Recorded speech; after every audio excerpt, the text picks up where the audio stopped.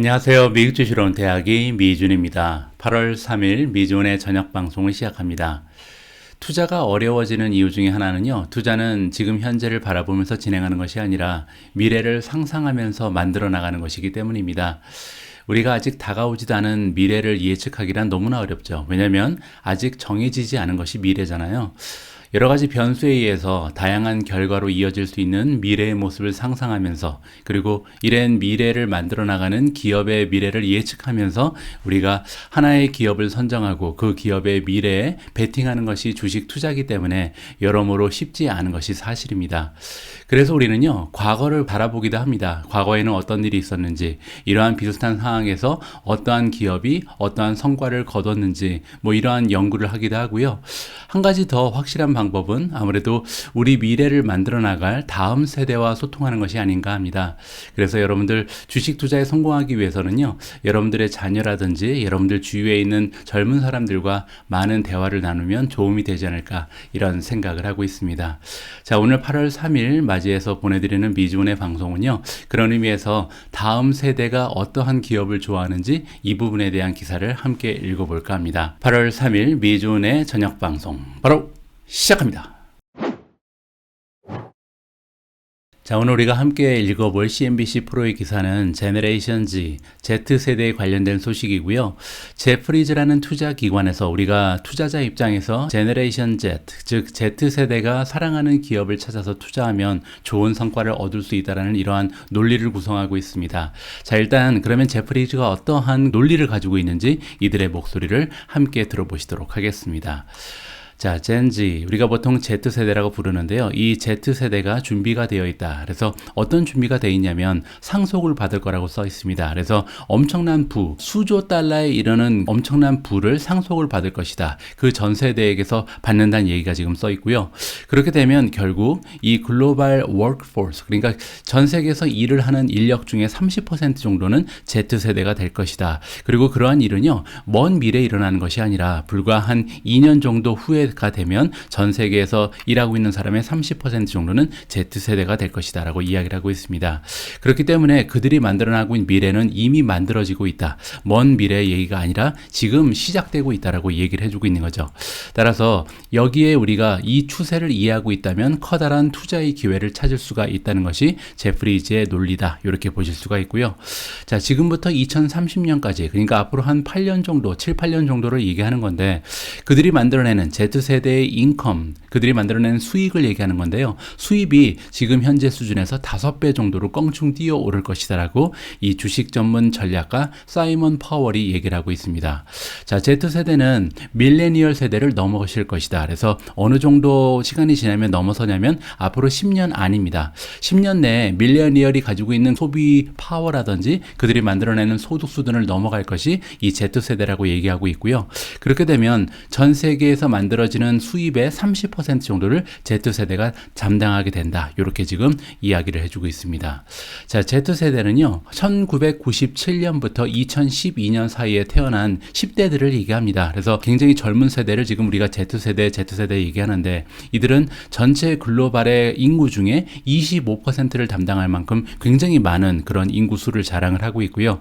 그리고 이제 특히 58% 정도가 지금 아시아에 위치해 있다. 따라서 전체 글로벌 Z세대의 58%가 아시아에 집중되어 있다는 것을 우리가 살펴볼 수가 있습니다. 제가 예전에 한동안 머물렀었던 인도네시아 같은 경우는요, 전체 국민의 평균 연령이죠. 평균 연령이 24세, 26세 막 이랬었거든요. 따라서 아시아 쪽에 굉장히 많은 젊은 사들이 모여 있다는 것은 사실인 것 같습니다. 자, 이들의 특징을 여기서 설명을 해주고 있는데, 일단 디지털 네이티브다. 우리가 보통 네이티브 그럴 때는 어떤 나라에서 왔는지, 어떠한 언어를 사용하는지, 이럴 때 사용하는 게 이제 네이티브잖아요. 이들은 태어날 때부터 디지털 세대다. 이렇게 지금 우리가 이해를 해볼 수가 있는데, 첫 번째 시대라고 얘기해주고 있습니다. 따라서 어떠한 면에서 첫 번째 세대냐면, 이 위의 세대는요, 인터넷이라든지 아니면 모바일이라든지 구글, 와이파이 이런 거를 일단 태어날 때는 없었는데 태어나고 나서 살다 보니까 이런 것들이 하나 둘씩 등장한 세대가 대부분이거든요. 그런데 Z세대는 다르죠. Z세대는 태어나 보니까 이미 이런 것들이 다 있었습니다. 태어나 보니까 인터넷이 있고 모바일 폰이 있고 뭐 스마트폰도 있고 구글도 있고 와이파이도 있고 이렇다는 거죠. 따라서 시작할 때부터 그들은 인생을 이러한 편리한 그런 문명 속에서 시작해 왔다라고 우리가 생각해 볼 수가 있고요. 그뿐만 아니라 굉장히 사회적으로 자각이 있는 그런 세대라고 칭찬을 해주고 있고, 또한 정치적으로도 굉장히 그 전 세대에 비해서는 깨어 있다. 정치적으로 깨어 있다는 것은요, 한쪽에 이렇게 굉장히 편향된 시각을 가지고 있지 않다. 이렇게 우리가 좀 바라볼 수가 있는 거거든요. 아무래도 예전 세대에 비해서는 상당히 다양한 매체를 통해서 여러 가지 정치적인 색깔을 접해볼 수 있는 기회가 있는 세대가 바로 Z세대이기 때문에 이러한 일이 가능하지 않을까 저 개인적으로는 판단하고 있습니다. 자, 그리고 이제 그들이 일을 하는 커리어 쪽으로 보면요, 일단 위치에 얽매이지 않는 그런 특성을 가지고 있습니다. 나는 한국에서 태어났으니까 한국에서 일을 한다든지, 나는 서울 사람이니까 서울에서 일을 한다든지, 이런 식으로 나의 위치에 따라서 일을 결정하는 그런 습성을 가지고 있지 않은 첫 번째 세대가 Z세대다라고 얘기를 해주고 있고, 또한 한 가지의 인컴에만 매달리지 않고요, 여러 가지 다양한 일을 하면서 수입원을 여러 가지로 확장하는 그런 추세를 가지고 있다. 따라서 예전 세대랑은 굉장히 좀 그 돈에 대한 관념이라든지 일자리에 대한 관념도 굉장히 다르다는 것을 여기서 살펴볼 수가 있는 거죠. 자, Z세대의 그 부 있잖아요. 그들이 가지고 있는 부는 굉장히 좀 지금 우리가 생각하는 것보다 훨씬 더 강력한 모습을 보여줄 가능성이 있는데, 그 이유가 뭐냐면 잠재력이 있다는 겁니다. 그래서 그 전 세대로부터 엄청난 부를 상속받을 수 있는 그런 잠재력을 가지고 있는 세대가 Z세대라고 얘기하고 있고요. 그 이유가 뭐냐면 Z세대의 부모 세대가 바로 아메리칸 베이비 부머, 그러니까 전 세계적으로 정말 인구가 가장 많은, 그리고 가장 부자 세대가 베이비 부머라고 얘기를 하는데, 이 베이비 부머가 Z세대의 부모일 뿐만 아니라 그 전 세대 사일런트 제너레이션도 역시 Z세대의 부모일 가능성이 있다. 그리고 지금 이 두 세대가요, 70조 달러 정도의 부를 지금 가지고 있는데, 이 부를 그 다음 세대 그들의 자식들한테 물려줄 텐데, 그게 바로 이제 Z세대가 대부분이다라고 이야기를 해주고 있는 거죠. 자, 그리고 한 가지의 이유가 있다. 자, 무슨 얘기냐면요, 그렇기 때문에 럭셔리 섹터, 굉장히 좀 호화스러운 그러한 상품을 판매하는 이 기업들의 미래를 좀 밝게 본다라고 지금 제프리가 얘기를 하고 있는데요. 이 부분은 글쎄요, 저는 조금 다른 생각을 가지고 있습니다.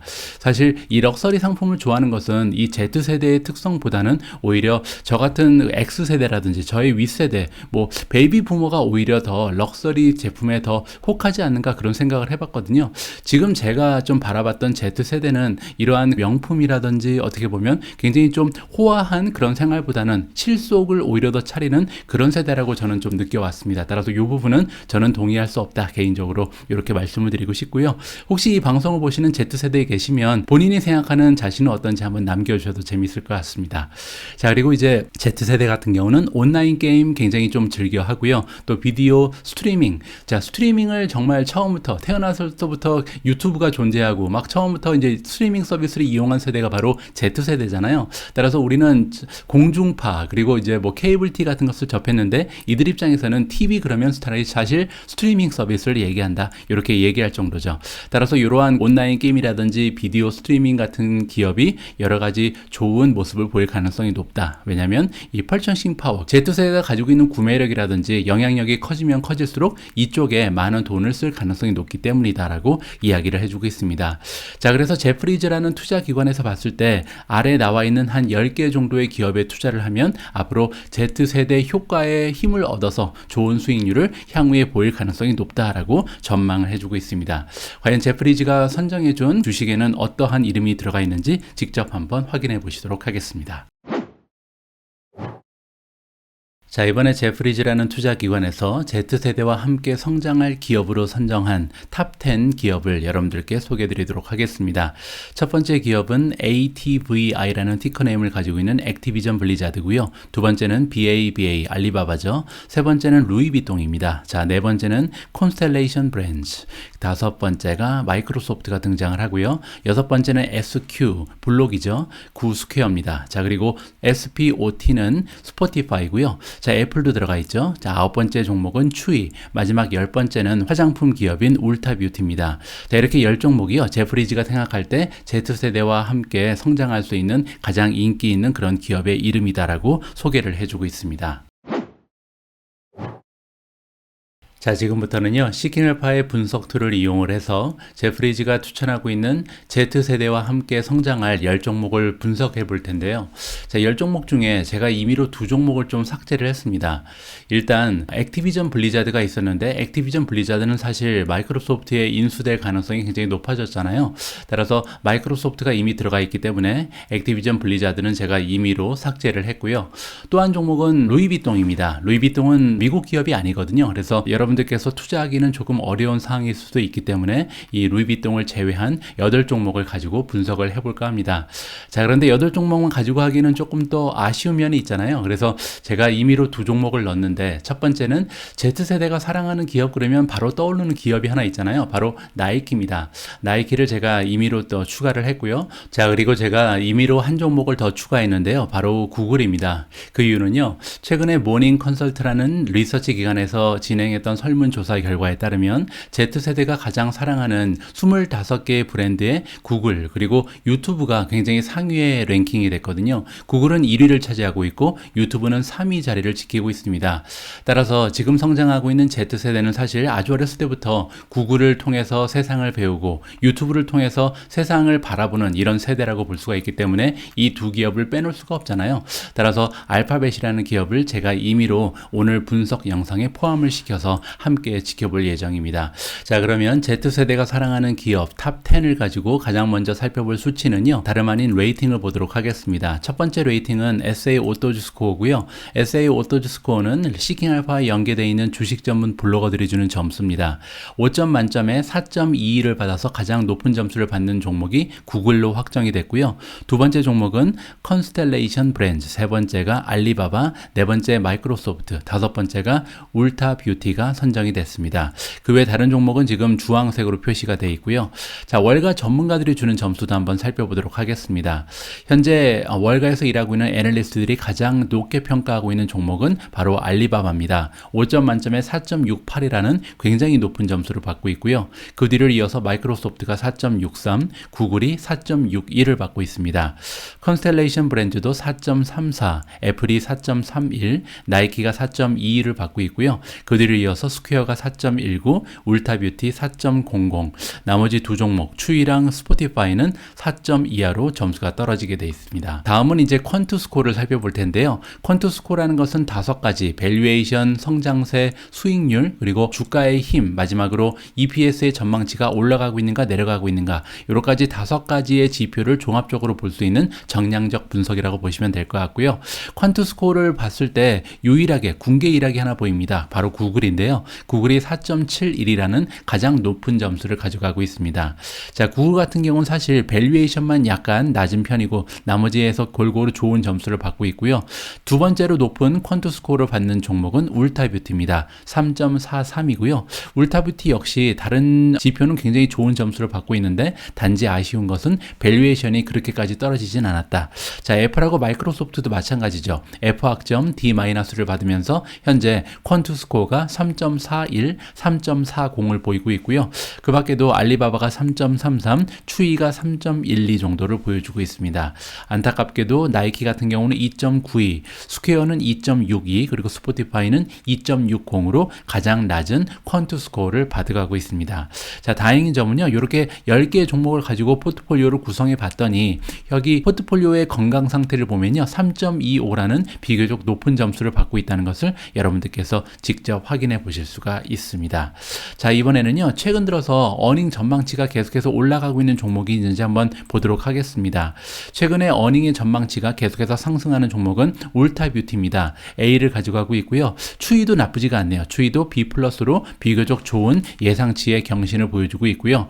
자, 반면 C가 굉장히 많죠. C라는 것은 이제 예상치가 거의 변동이 없다라고 이해하시면 좋을 것 같고 반면 D+를 받고 있는 마이크로소프트라든지 나이키의 경우에는요. 최근 들어서 시장 전문가들, 애널리스트가 주고 있는 예측, 어닝의 전망치가 조금은 감소한 바가 있다라는 것을 여기서 확인해 보실 수가 있습니다. 자, 디비던드, 배당을 주는 주식이 있는지 한번 봐야겠죠. 자, 지난 12개월 동안 지급한 배당을 가지고 일들을 계산해 보면요. 현재 배당률이 가장 높은 기업은 컨스텔레이션 브랜드입니다. 컨스텔레이션 브랜드는 1.26% 정도의 배당률을 자랑을 하고요. 나이키가 1%가 조금 넘습니다. 마이크로소프트 0.87, 애플이 애플이 0.5%의 배당을 주는 기업이다. 이렇게 네 종목만 배당을 지급하고 있고요. 다음은 밸류에이션입니다. PE 레이시오 포워드를 기준해서 한번 보도록 하겠습니다. 앞으로 향후 12개월 동안 각 기업이 만들어낼 순이익에 비해서 시가총액이 어느 정도 부풀려 있는가를 기준으로 하는 거잖아요. 자, 알리바바가 향후 12개월을 기준으로 했을 때 가장 낮은 PE 레이시오를 보여주고 있고요. 12.26이라는 비교적 낮은 이런 PER을 보여주고 있습니다. 울타뷰티가 19.46배고요. 구글이 21배, 그리고 콘스텔레이션 브랜드가 22배, 애플이 26배, 마이크로소프트 27배, 그리고 이제 나이키 같은 경우는 30배가 넘어간다는 것을 볼 수가 있고요. 스퀘어는 아직까지 순이익이 그렇게 안정적으로 나오지 않는 기업이기 때문에 93배라는 굉장히 높은 수치가 나오게 되는 거고요. 반면 스포티파이 그리고 추이는 아직까지 적자 기업이라는 것을 여기서 우리가 눈치를 채 볼 수가 있는 거겠죠. 자, 다음은 PS 레이시오도 한번 살펴보겠습니다.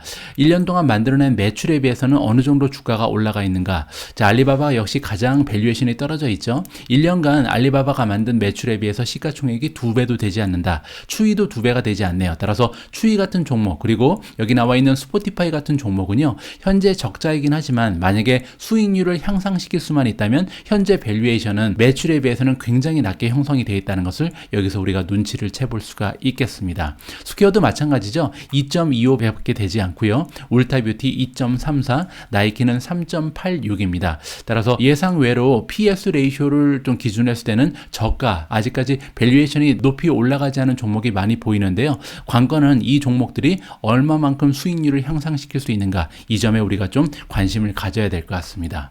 자, 다음은 성장세를 좀 보도록 하겠습니다. 자, 매출을 기준으로 했을 때 최근에 성장세가 가장 좋은 종목은 울타뷰티고요. 지난 12개월 동안 매출이 30% 이상 성장을 했고요. 다가오는 1년 동안도 18%라는 건강한 매출의 성장을 기대해 볼 수가 있습니다. 구글이 26%, 21%, 스퀘어가 25, 30, 스포티파이가 24%, 13%, 추이도 19%, 18%로 매출의 성장은 나쁘지가 않고요. 자, 알리바바가 가장 밸류에이션이 떨어져 있었는데 성장세도 그렇게 훌륭하진 않죠. 18% 그리고 11% 정도를 기대하고 있고요. 마이크로소프트가 17%, 14%, 애플이 11%, 14%를 보여주고 있습니다. 반면 나이키 같은 경우는 현재 밸류에이션이 좀 높은 반면 성장세가 굉장히 좀 약하다는 것을 여기서 우리가 확인해 볼 수가 있겠죠. 따라서 나이키에 관심이 있으신 분들은 성장세가 가속화되는 걸 확인하시고 그리고 나서 투자하시는 것이 어떤가라는 생각을 해보고요. 자, 다음은 성장 수익률을 좀 살펴보도록 하겠습니다. 자, 수익률 같은 경우는 넷인컴 마진을 보는 게 낫겠죠. 자, 여기 오시면 넷인컴 마진, 전체 만들어지는 매출에서 순이익이 어느 정도 되는가를 우리가 넷인컴 마진이라고 보잖아요. 가장 좋은 넷인컴 마진을 가지고 있는 기업은 마이크로소프트입니다. 마이크로소프트는 무려 36.69%라는 놀라운 그런 넷인컴 마진을 보여주고 있거든요. 이 얘기는 100만 원을 매출로 만들면 100만 원 중에 36만 6,900원이 지금 순이익으로 남는다. 이렇게 볼 수가 있겠죠. 따라서 마이크로소프트가 아까 기억하시는지 모르겠지만 PS 레이시오가 굉장히 높은 기업이었거든요. 한 10배 정도의 형성이 되어 있는데 이러한 이유가 있구나라는 것을 여러분들께서 확인을 해보실 수가 있을 것 같습니다. 자, 넷인컴 마진 36, 마이크로소프트의 프리 캐시플로우 마진도 24%가 넘어가고요. ROE, 리턴 온 에퀴티는 내가 가지고 있는 자기 자본에 비해서 순이익이 몇 퍼센트인가 47%라는 엄청난 ROE를 보여주고 있고요. 자, 구글 같은 경우도 25%, 18%, 29% 나쁘지 않죠. 애플도 순이익 마진이 25, 프리 캐시플로우 마진이 21, 그리고 ROE는 100%가 넘어갑니다. 자, 여기서 ROE가 100% 넘어간다는 얘기는 뭐냐면요. 지금 내가 가지고 있는 돈이 100만 원밖에 되지 않는데 1년 동안 순이익을 162만 원을 만든 거거든요. 따라서 엄청난 그런 ROE다라고 우리가 생각해 볼 수가 있고요.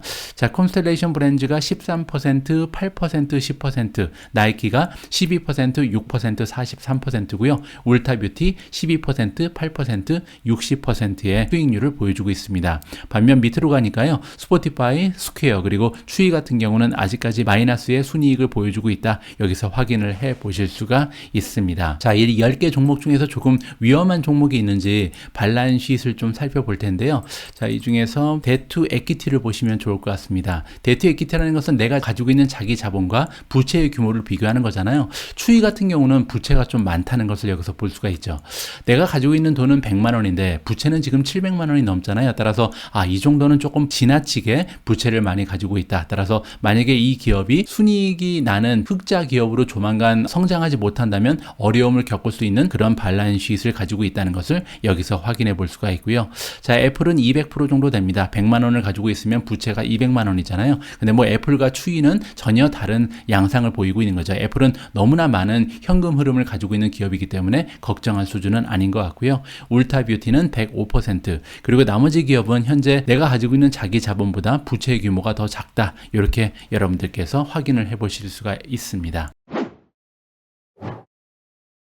제가 오늘 준비한 내용은 여기까지입니다. 오늘은요, Z세대와 함께 성장할 가능성이 높은 10개 종목을 가지고 수치적 분석까지 진행을 해봤습니다. 자, 이렇게 기업들의 펀더멘탈을 확인해 보는 것도 중요하겠지만 정말 중요한 것은 다음 세대, Z세대의 마음이 아닐까 합니다. 주변을 바라보시면 상당히 많은 Z세대, 젊은 세들이 여러분들 곁에 있을 텐데요. 오늘은 주식 투자를 위해서라도 그들과 한번 대화를 나눠보시면 어떨까 합니다. 자, 우리가 이렇게 미래를 변화시켜 나갈 기업에 대한 공부를 열심히 하면서 투자를 진행하다 보면 다음 세대와 가까워질 수 있는 하나의 대화의 토픽도 찾아볼 수가 있는 거거든요. 주식 투자 열심히 하시면서 다음 세대와 대화도 나눌 수 있는 굉장히 좀 열려있는 어른으로 성장하는 그런 멋진 미준 패밀리 분들이 되셨으면 합니다. 우리 모두가 미국 주식 투자로 은퇴하는 그날까지 다 함께 화이팅입니다. 행복한 하루 되세요. 감사합니다.